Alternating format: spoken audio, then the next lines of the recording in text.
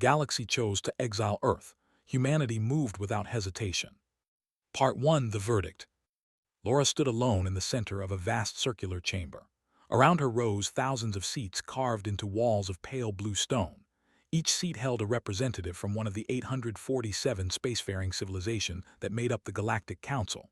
Some were tall and thin with skin like polished metal. Others resembled creatures from Earth's deepest oceans. A few had no physical form at all and appeared only as shimmering lights contained within special vessels. Laura had been the human ambassador to the Council for 7 years. She had learned to read the body language of dozens of species. Today, she saw the same thing in all of them. They had already made their decision. This trial was just a performance. High Arbiter rose from his elevated platform. He belonged to the Eye, one of the oldest species in the galaxy. His 4 arms folded across his narrow chest as his deep voice echoed through the chamber. The translation device in Laura's ear converted his words into English with a slight delay. "The Council has reached its verdict regarding the species known as humanity," announced. "After careful consideration of all evidence and testimony, we find that humans pose an unacceptable risk to galactic stability." Laura kept her face calm. She had expected this. Continued reading from a list of charges.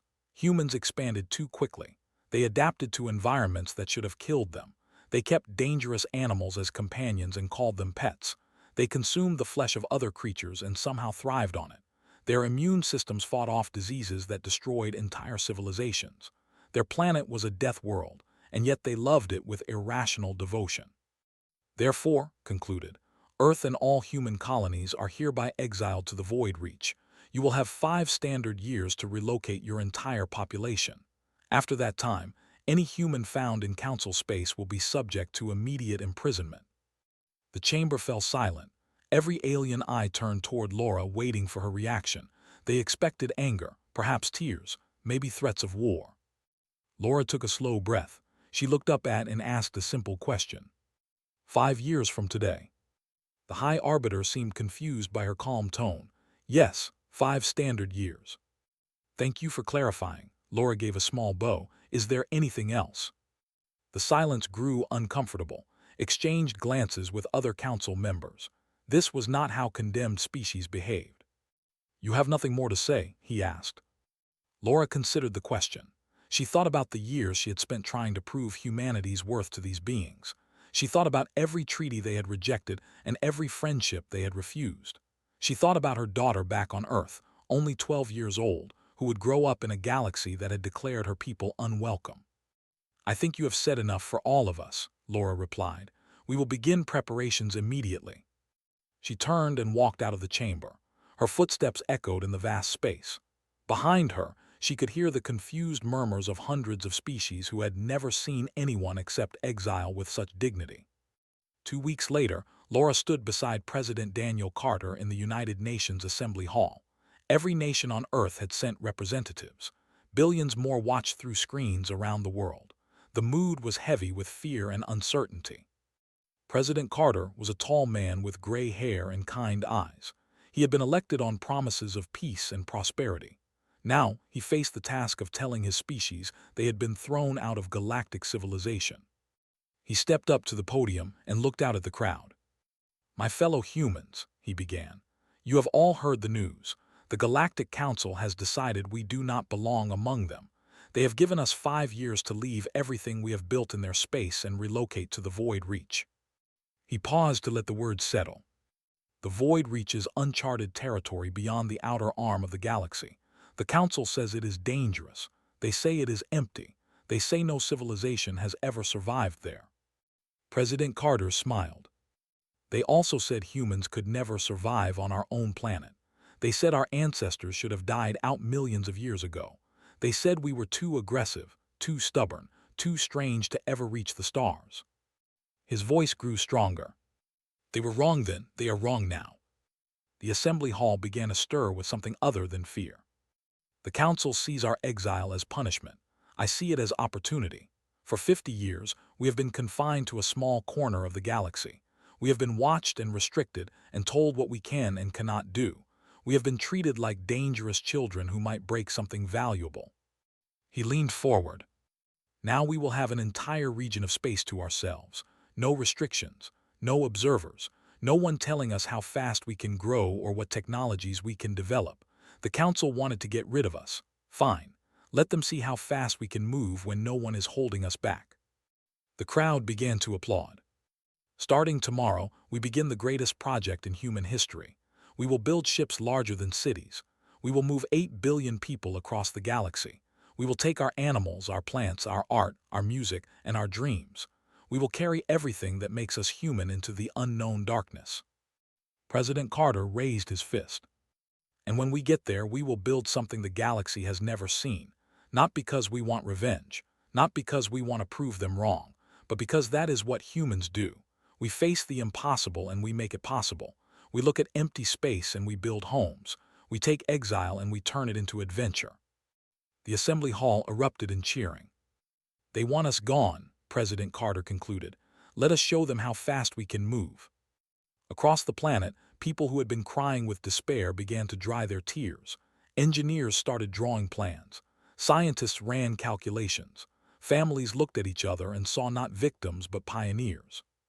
Far away on the station called Harmony Prime, ambassador of the collective watched the human broadcast with growing amazement. She had voted against the exile. She had warned the council that they did not understand humanity. Now she saw that even she had underestimated them. The galaxy had chosen to exile Earth, and humanity had chosen to accept the challenge with a smile. Made a quiet decision. She would keep watching.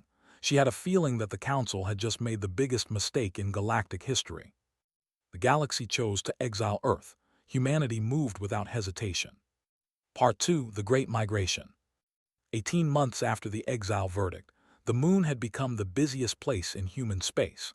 Maria Santos stood on an observation platform overlooking the Luna shipyards and watched her species work miracles. Below her stretched a construction zone larger than most countries on Earth. Robotic arms moved with precise grace. Welding torches blazed like captured stars. And rising from the chaos were ships unlike anything the galaxy had ever seen. They were each 20 kilometers long. Their hulls curved like sleeping whales made of metal and glass. Inside them were complete ecosystems with forests and rivers and artificial skis. Each one could carry 5 million people, along with everything they needed to start a new civilization. Maria had designed them herself. She was 53 years old with silver hair and calloused hands. She had spent her entire career building things that people said were impossible. Now she was building 50 of these giants, and they were ahead of schedule. A young engineer named Danny ran up to her with a tablet in his hands. His face was covered in grease, and his eyes were bright with excitement. Chief, the Eden 7 just passed all structural tests. She is ready for her crew. Maria nodded. That makes 12 complete. How are the engines on Eden 8? We found a problem with the fuel converters, fixed it in 6 hours. 6 hours. The council observers had estimated it would take 2 weeks. They had been watching the construction with growing disbelief, sending report after report back to their governments. Humans were not supposed to work this fast. They were not supposed to solve problems this quickly. They were not supposed to be smiling while they did it. Maria looked up at the stars. Somewhere out there, in the darkness beyond the galactic arm, Commander Park and his fleet were already exploring their new home. Stood on the bridge of the Wanderer and stared at something that made his heart race. His crew of 40 humans surrounded him, all of them equally stunned. Before them floated a structure of impossible beauty. It was a ring made of some dark material that seemed to absorb light itself. The ring was large enough to fit a small moon through its center. Ancient symbols covered its surface in patterns that hurt the eyes if you looked too long. "What is it?" asked Lieutenant Jenny Cole, his second in command. Shook his head slowly. "I have no idea, but it is definitely not natural." They had been exploring the Void Reach for 3 months now. The Council had described this region as empty and worthless. They had lied. The Void Reach was rich with resources beyond anything in Council space. Asteroid fields sparkled with rare minerals. Gas giants swirled with fuel compounds that could power ships for centuries. And scattered throughout the region were ruins like this one. Someone had lived here once, someone very old and very advanced. Recorded everything and sent his findings back to Earth through the quantum communication network. The response from Mission Control was immediate. Keep exploring. Document everything. Do not touch anything until the scientists arrive. He smiled at that last instruction. Humanity had spent 50 years following other species' rules. Now they were making their own. Back in council space, secrets were beginning to spread.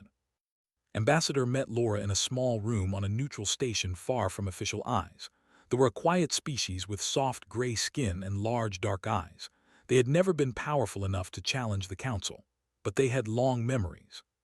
"Why did you want to see me?" Laura asked. Folded her delicate hands. "I want you to understand why the council truly exiled your species. It was not because of the reasons they stated. I suspected as much. Your people frighten them, Ambassador, not because you are dangerous, because you are different," leaned forward. "The Galactic Council has existed for 100,000 years. In that time, every species has followed a similar path. They discover space travel. They join the Council. They slowly adopt Council ways. They become like everyone else. And we did not. You did not.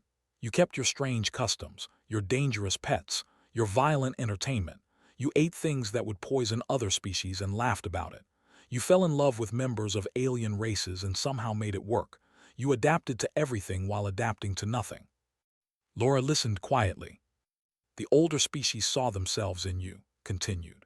"They remembered when they were young and wild and full of possibility, and they hated you for reminding them of what they had lost. So the exile was about fear. Fear and jealousy. The council convinced itself that sending you to the void reach would break your spirit. They expected you to spend years arguing about whose fault it was. They expected your civilization to collapse from despair." Made a sound that might have been a laugh.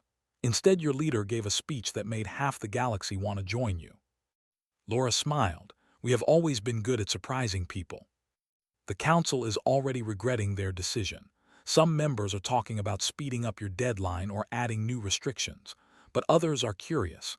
They want to see what you will build." "And what do they want?" Met her eyes.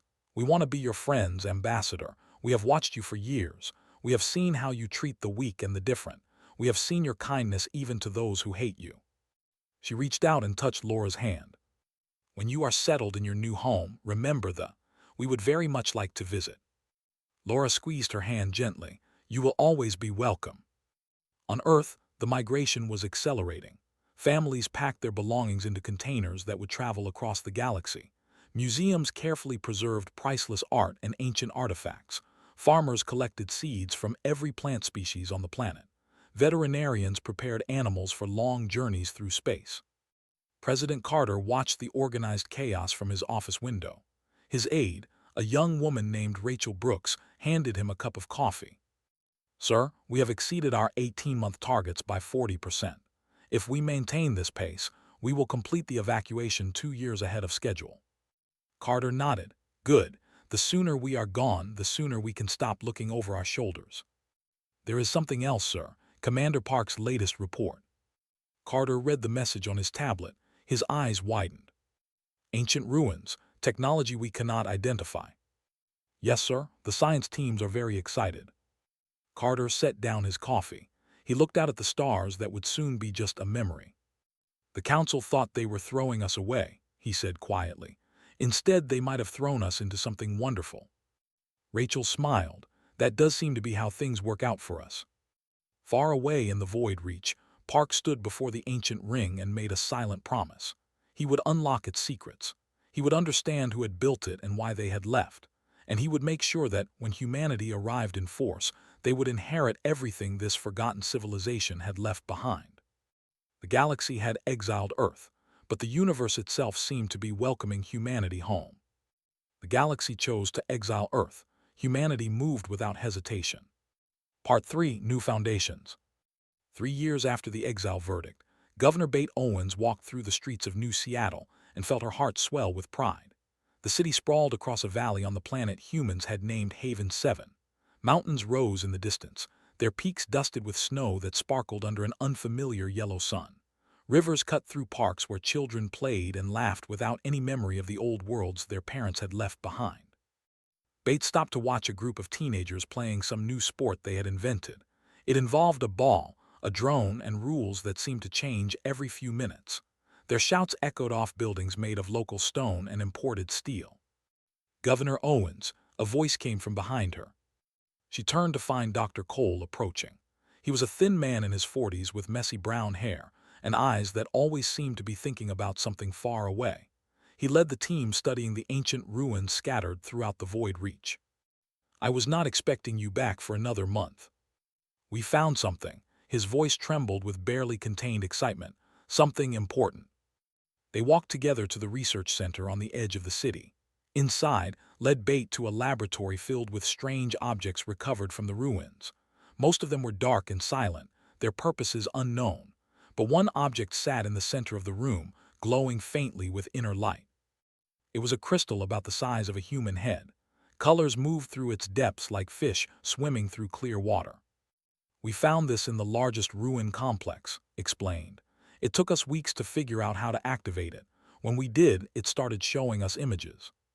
He touched a panel, and the room filled with holographic light. Bait gasped as shapes formed around her. She saw a civilization of graceful beings with long limbs and flowing bodies. They built cities that floated on clouds and ships that moved between stars like birds migrating across continents. "Who were they?" she whispered. "We call them the architects. Based on what we have translated, they existed millions of years before the current Galactic Council. They were not just advanced, Governor. They were beyond anything we can imagine." The images shifted to show the architects creating the very structures Park had discovered. Ring gates, energy collectors, vast libraries of knowledge stored in crystals like the one before her. "What happened to them?" His eyes shone with wonder. "They did not die. They evolved, transcended, left physical form behind for something we cannot even understand yet. But before they left, they wanted to ensure their legacy would continue." He gestured, and the images changed again. Bates saw the architects placing their technology throughout the galaxy like seeds planted in fertile soil. "They were waiting," said, "waiting for species worthy of inheriting what they left behind." And the Galactic Council. The Council's ancestors found some of this technology. They used it to build their civilization, but they never understood it fully. They were afraid of what else might be out there, so they stopped looking. They drew lines on maps and told themselves that some places were too dangerous to explore. Bait understood immediately: the Void Reach. "Exactly. The very region they exiled us to is where the architects made their home. The Council thought they were punishing us. Instead, they sent us directly to the greatest treasure in the galaxy." Bates sat down heavily in a chair. The weight of this discovery pressed on her mind. Everything humanity thought they knew about the galaxy was wrong. They were not unwanted outcasts. They were inheritors of something ancient and wonderful. "We need to tell everyone," she said. "We need to be careful," corrected gently. "If the Council learns what we have found, they will not react well. They spent 100,000 years ignoring this knowledge. They will not be happy to learn that the species they rejected has claimed it." While shared his discoveries with Bait, something equally important was happening on the other side of New Seattle. Captain of the trading vessel's small fortune sat in a human restaurant and tried not to stare. He had never seen anything like this place. Humans of all ages crowded together at tables, eating and talking and laughing. Music played from speakers on the walls. Children ran between tables while their parents pretended to scold them. Was a member of a minor species that the Council largely ignored. His people survived by trading goods between the major civilizations, always careful never to offend anyone important. They lived in the margins, taking scraps from the galactic table. Sitting across from him was a human trader named Sam Wright. Sam was a large man with a thick beard and a smile that never seemed to fade. He had welcomed like an old friend despite them having just met. "So what do you think of our little corner of the galaxy?" Sam asked. Chose his words carefully. "It is different from what I expected. The Council describes humans as violent and dangerous." Sam laughed. It was a warm sound without any mockery in it. "We can be, but mostly we just want to live our lives and help our neighbors do the same." "Help your neighbors, but we are not humans." "So, you came all this way to trade. That takes courage. You deserve a warm meal and a fair deal, same as anyone else." Felt something unfamiliar stirring in his chest. In Council space, minor species like them were tolerated but never welcomed. They were useful tools, nothing more. Here, this human was treating him like an equal. "I must be honest with you," said quietly. "My government does not know I am here. Trading with humans is not officially forbidden, but it is not encouraged either." Sam nodded. I figured as much. That is okay. We will keep things quiet for now, build trust slowly, and when your people are ready to talk openly, we will be here." He reached across the table and offered his hand. Had learned about human handshakes during his journey. He reached out and clasped Sam's hand in his own. "Thank you," he said. "I think this is the beginning of something important." Sam grinned. "Friend, I think you might be right." Back in council space, High Arbiter reviewed the latest intelligence reports with growing concern. Human colonies in the Void Reach were thriving. Their population was growing. Their technology was advancing faster than any projections had predicted. Worse, there were rumors of secret contact between humans and several minor species. Even some members of the rebellious I-Youth movement had pushed for the Exile because he believed it would destroy humanity slowly. Cut off from galactic civilization, they would wither and die. Instead, they were building something new, something that did not need the council at all. He summoned his advisors for an emergency meeting. "We must take action," he declared. "Every day we wait, the humans grow stronger. Soon they will be beyond our ability to control." One of his advisors, an elderly eye named Ah, shook her head. Taking action against humanity now would prove their supporters correct. It would make us look afraid. "We should be afraid. Have you read these reports? They are building ships faster than our most optimistic projections. They are making alliances with species we have ignored for centuries. They are discovering things in the Void Reach that we deliberately avoided." Ah's eyes narrowed. "What kind of things?" Hesitated. Even among his closest advisors, he could not share everything. The ancient records that only High Arbiters knew about. The warnings from their ancestors about what lay beyond the galactic arm. The terrible truth that the Council's power was built on ignorance as much as strength. "Things that could change everything," he said finally. "We cannot allow them to continue." But even as he spoke, knew that stopping humanity might already be impossible. The galaxy had chosen to exile Earth, and humanity had chosen to turn that exile into something beautiful. The only question now was what would happen when these two choices finally collided. The galaxy chose to exile Earth. Humanity moved without hesitation. Part 4: The Discovery. 4 years after the exile verdict, Dr. Cole stood in a chamber that had not seen living beings for millions of years. The walls glowed with soft blue light. Symbols floated in the air like patient ghosts waiting to share their secrets. And before him, the largest crystal he had ever seen pulsed with colors that had no names in any human language. His team surrounded him in reverent silence. They had spent months reaching this place, the heart of the architect ruins on a world so old that its sun had nearly burned out. What they found here would change everything. "Begin the translation sequence," said quietly. Jenny Cole, Park's former second-in-command who had joined the research team, touched a series of symbols on the wall. The crystal responded by filling the chamber with holographic images so detailed they seemed more real than reality itself. The architects appeared before them. For the first time, humanity heard their voice. "We leave this message for those who follow." The translation system converted their ancient speech. "We have walked the path of physical existence and found its limits. Now we move beyond, into forms your minds cannot yet understand, but we do not abandon you." The images showed the architects scattering their technology across the galaxy. Ring gates, power stations, libraries like this one containing knowledge that could transform civilizations. "Many will find our gifts and misuse them. They will build empires on foundations they do not understand. They will fear what they cannot control. They will draw lines and say that some things are forbidden." Felt a chill run down his spine. The architects were describing the Galactic Council with perfect accuracy. But there will be others, species who ask questions instead of giving orders, species who explore instead of conquer, species who reach for understanding instead of power. For them, we leave our greatest treasures in the places the fearful refuse to look. The voice grew warmer, almost affectionate. "To those who find this message, we say welcome. You have proven yourselves worthy by seeking what others avoided. The knowledge we leave is yours. Use it wisely. Build something beautiful. And when you are ready to join us beyond the veil of matter, we will be waiting."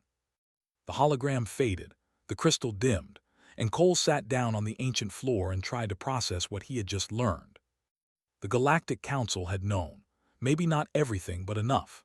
Their ancestors had found architect technology and used it to dominate younger species. Then they had deliberately suppressed further exploration, afraid of what else might be discovered, afraid that their power might be challenged. And now humanity, exiled to the very region the architects called home, had inherited everything the Council had rejected. 3 days later, presented his findings to the Human Leadership Council on Haven 7. President Carter had stepped down after his term ended, but he attended the meeting as an advisor alongside Laura, Maria Santos, Park, and Admiral. Was a stern woman in her 60s with short gray hair and a face that had seen too many battles. She commanded the Human Defense Fleet, a force that had grown from a few converted cargo ships to a proper military organization. She listened to his presentation with growing concern. "This knowledge is a weapon," she said when he finished. "A weapon aimed directly at the Council's legitimacy. If other species learn that the Council deliberately suppressed architect technology for their own benefit, there will be chaos." "We are not looking for weapons," Laura replied. "We did not come here to destroy the Council." "The Council may not give us a choice." Activated a display showing fleet movements in nearby space. "Our intelligence suggests is pushing for direct intervention. He wants to stop us before we become too powerful to control." Park leaned forward. "Can we defend ourselves?" "With what we had 6 months ago, no. With what Dr. Cole's team has discovered," allowed herself a small smile. "The Council has no idea what is coming." The meeting continued for hours. They debated strategy and ethics. They argued about the right way to use their new knowledge. In the end, they reached a consensus that surprised no one who knew humanity well. They would not attack the Council. They would not seek revenge for the exile, but they would defend themselves with everything they had, and they would share the architect knowledge freely with any species willing to meet them as equals. "We have a chance to do something the galaxy has never seen," Carter said near the end of the meeting. "We can build a civilization based on cooperation instead of domination. We can welcome the weak instead of exploiting them. We can ask questions instead of demanding obedience." Laura nodded. "We can be what the Council should have been all along." While the human leaders planned for the future, their alliances continued to grow. Ambassador arrived on Haven 7 with a delegation of 50 refugees. They were scientists and artists and teachers who had grown tired of the Council's stagnation. They wanted to live among beings who still believed in possibility. Laura met them at the spaceport with a crowd of curious humans. They emerged from their ship blinking in the unfamiliar sunlight. Some of them trembled with fear. They had spent their whole lives being told that humans were dangerous monsters. Instead, they found themselves surrounded by smiling faces and offers of help. A young human girl approached one of the children and held out a toy. "Do you want to play?" The child looked at her mother. The mother looked at, nodded with tears in her large dark eyes. The child took the toy.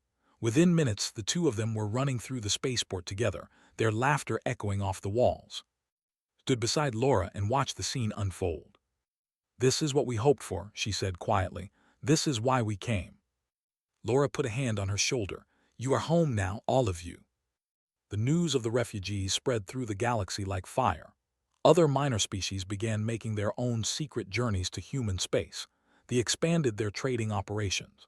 A group of youth activists defected entirely and asked for asylum. Even some members of major council species started questioning why humanity had been exiled in the first place. High Arbiter watched these developments with barely contained rage. Everything he had feared was coming true.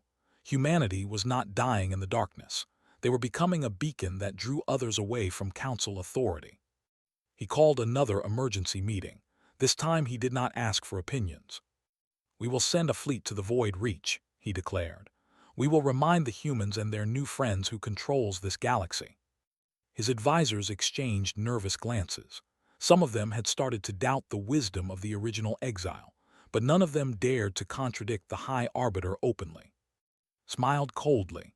"Let them play at building their little civilization.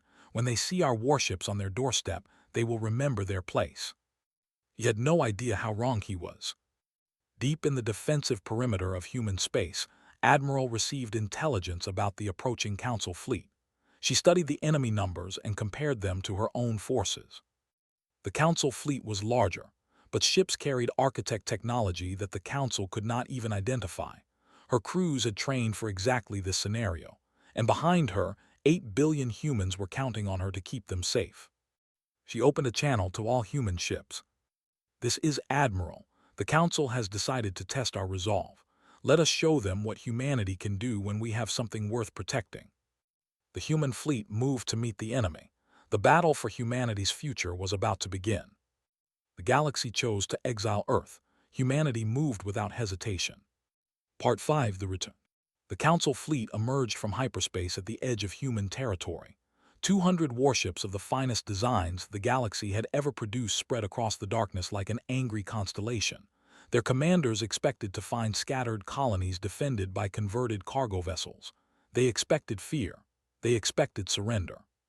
They found Admiral waiting for them.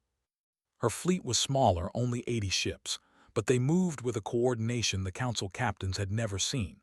They flowed around each other like water, never colliding, never hesitating. And when the first Council ship fired its weapons, the human response was devastating.